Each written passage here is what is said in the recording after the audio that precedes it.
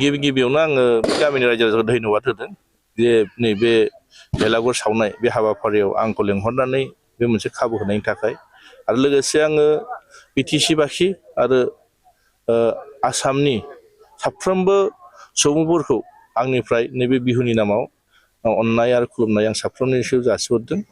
आं गेदेरखौ मान बावदों, उन्दैखौ अननाय होदों आरो जों आसा खालायदों नैबे जोंनि बिहु बे बिहुआ जोंनि मोनसे बर'फ्राबो जों मोजां फालियो, आसामनि साफ्रोमबो सुबुङा जों बिहुखौ मोजाङै फालियो। आसा खालायदों बे बिहु फालिनाया जोंनि मोनसे परम्परा आरो बेखौ जों गोदोनिफ्राय मानिबोबाय थादों आरो बिनि थाखायनो जों बयबो जिबायदि जोंनि आसामनि माखासे थागिबि सुबुंफ्रा जोंनि माखासे मोनसे उत्सब बेखौ जों बयबो फालिबोदों, जोंनि मोनसे फोरबो। नंखायनो बे फोरबोनि जुगिदि जों इसोरनाव आर'ज खालायो जे जों सुबुं माहारिफ्रा जि माने गोग्गो देहा लानानै जों हदाय माने फोथायो, जों सिबियो आरो जोंखौ थांना थानो थाखाय मोजां मोनसे साइस्थ' देहा होनानै जों साफ्रोमबो माने थांखिखौ सहैनायाव जाहाथे बयखौबो हेफाजाब खालायो, बेखौनो आं इसोरनि खाथियाव आर'ज खालायो आरो।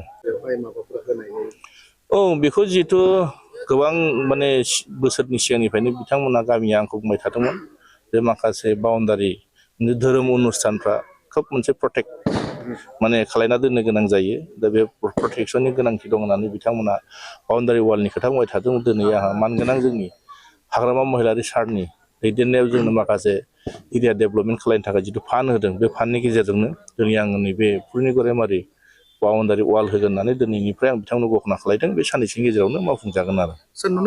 जोङो दिनै रायजोनि खामानि मावनो होननानै जोंखौ मोनसे जिथु इसोरा मोनसे खाबु होदों, बिनि थाखाय जों दिनै रायजोनि गेजेराव थानानै खामानि मावनांगोन।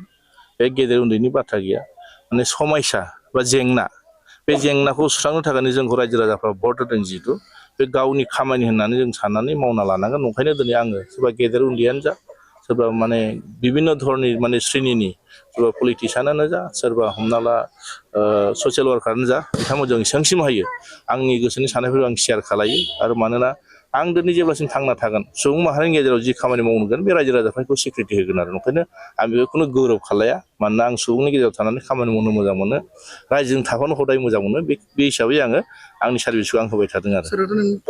रायजो राजाफ्रा जिबायदि फोथायनानै, जिबायदि बिसास लाखिनानै भट होनानै आंखौ देरहासार खालायदों, बेबायदिनो जोंनि बिटिसिनि मानगोनां हाग्रामा महिलारि सारा आंनि सायाव फोथायनानै जि डिपार्टमेन्टफोरखौ दिनै आंखौ दैदेननो थाखाय बे दायथ'खौ होदों, आं बेखौ रुजुननानै खामानि मावबाय थादों। उननि समफ्राव बेसेबां साक्सेस जायो, बेसेबां मावनो हादों, बेखौ रायजो राजाफ्रा सिक्रिटि होगोन। मानोना समयसायाथ' जथेस्थ' दं। मानोना जोंनि बिटिसि ओनसोलाव थानाय माखासे ओनसोलफ्रा गोबां माने आंनि डिपार्टमेन्टआ जिथु माने दैमा दै खुरख'नायफोरनि, नंखायनो दिनै बे समयसा बिराद दङ, बिराद माने चेलेन्जिं। ओंखायनो बे फैबाय थानाय दिनाव बेसेबांसिम हायो सरकारनि फान्डनि सायाव डिपेन्ड खालायगोन। ओंखायनो हानायसिमखौ सेस्था खालायलांगोन आरो मावनो थाखाय।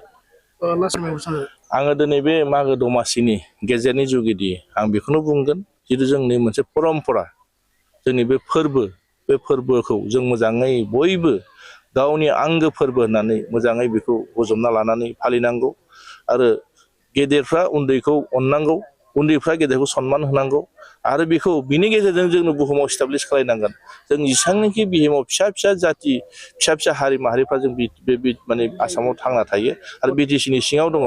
नंखायनो दिनै बिनि गेजेराव जाहाथे गासैबो मोजाङैनो जाहाथे बे बुस्थुखौ मोजाङै फालिगोन होननानै आं साफ्रोमखौबो खावलायहरदों। आरो बयखौबो आङो आंनि गोसो गोरबोनिफ्राय अननाय आरो सिबिनायखौ आङो माने रायजो राजाफोरनो बावहरनाय थाबाय आरो।